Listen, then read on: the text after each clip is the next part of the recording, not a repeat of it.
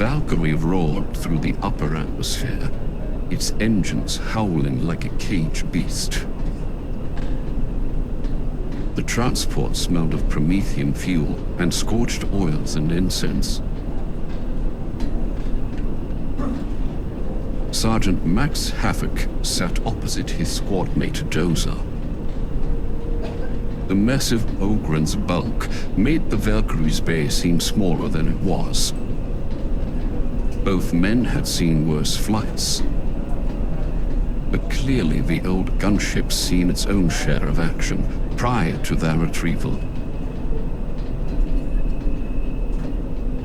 The unnerving rattle of its frame gave them pause to grip their restraints just a little tighter.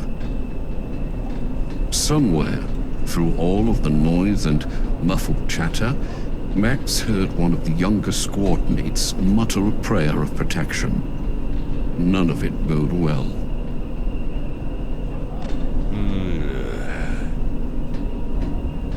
Max exhaled an annoyed sigh.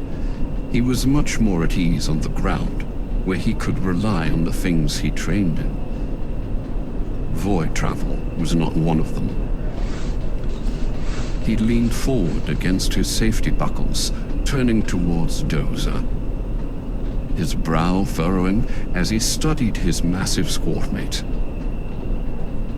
What? You mentioned you served with the Inquisitor back in the Guard. That must have been something. What was that like? Dozer mulled over his words before he spoke, trying to recollect his past life in the Guard. Don't remember too much before my bone implant, but I remember the good times, and some of the bad ones. Remember saying goodbye to my mother before I left to serve. Lacking guns and shooting them, I was good at that. Was good at taking orders too. But I remember faces mostly, and where I know them from. Max gave Dozer a nod and leaned in, studying Dozer respectfully. He saw how the Ogren reached up to scratch the metal-plated implant on his skull, almost out of habit, trying to remedy an itch that would never truly leave him. Of course, now it's all a bit clearer, but I'll tell you what I know. As Dozer explains, he is taken back to one of his strongest memories before being pressed into the Inquisition.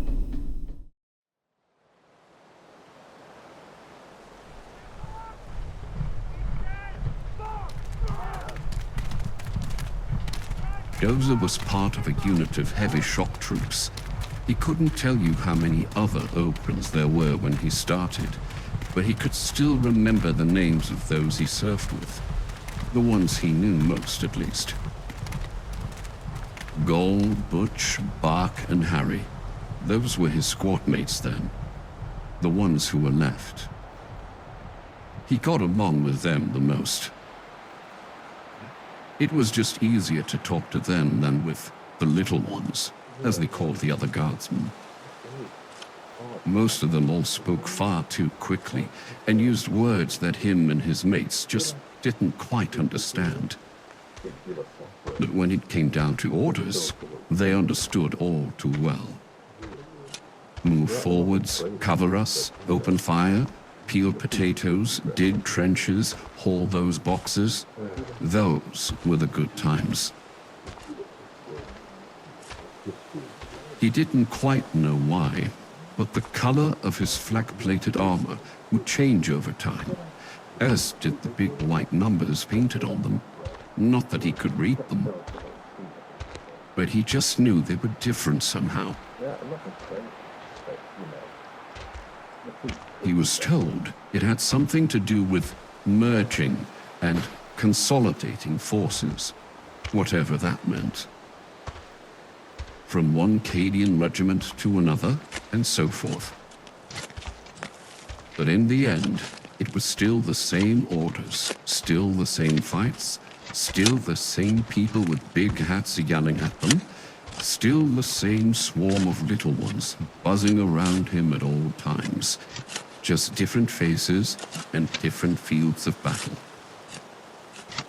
All that Dozer truly knew was that if he was a good Ogren, fought hard and followed orders, the Emperor would be happy with him.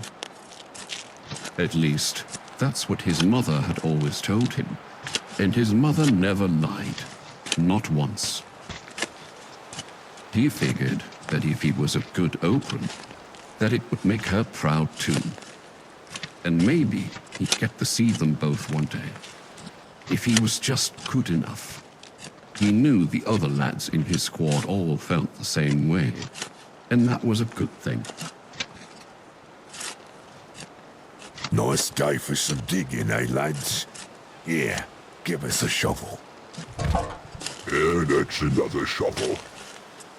Butch lowered himself down into the Ogren-sized trench, along with his squad mates, eager to help them out. Boy, make some room, would ya? Mind where you stand, Shorty. Trench is looking nice and straight, isn't it? Wonder what kind of nosh we'd be getting tonight. I know, right? Can't wait to get some food in me. Come on, lads, put your backs into it. Always more work. At least we're not getting shot at, eh, lads? A moment later, a chimera rolled by from the main trench up the hill behind them and over towards a different trench line on the left flank. From its open hatch, the Ogren saw one of the big hats looking out with a set of binoculars, scanning the tree line in the distance before barking out orders to the crew inside. I heard we may be moving out soon. What? Really? Give us another sandbag. Here you go, lad.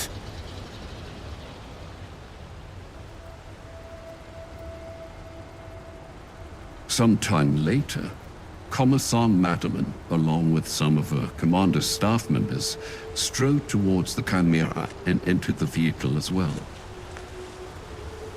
I've seen that one a few times before, but never from so close.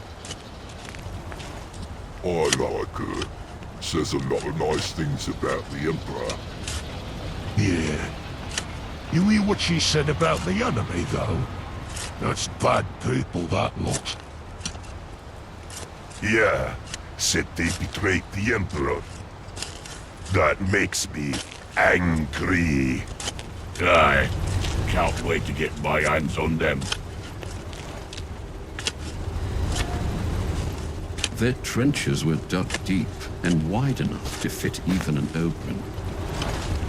Around them, the other guardsmen were already trying to fortify the line. Sandbags were starting to get stacked. Weapon teams were busy setting up their guns, and an engineering team was rolling out barbed wire.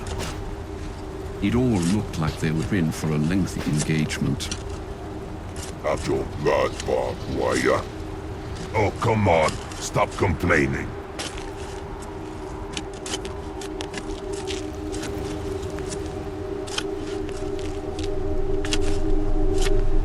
They never saw what caused the explosion.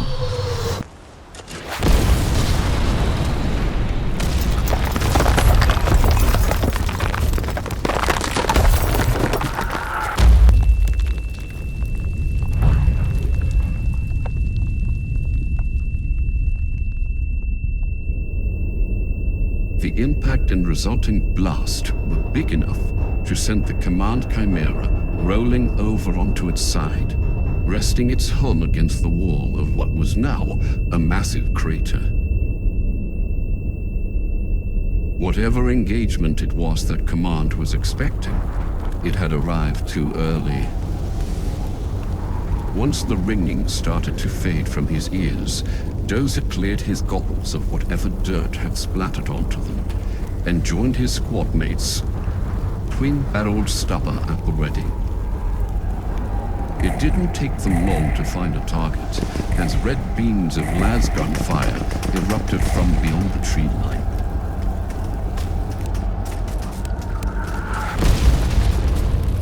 Another explosion hit, catching the unprepared weapons team besides Dozer's trench off guard. The remains of their heavy bolter and its gunners now scattered along the trench.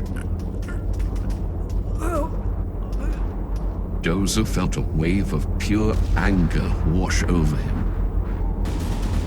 mixing with the familiar arm-numbing sensation of his stubber's violent recoil as it shot out a rapid hail of bullets towards the enemy line. You traitors! Somewhere in between, he could hear Gaul laughing in the background, thunderous and joyous as always. Gaul liked a good fight, even more when he could actually manage to hit something. You want some more? Grower, you big babies!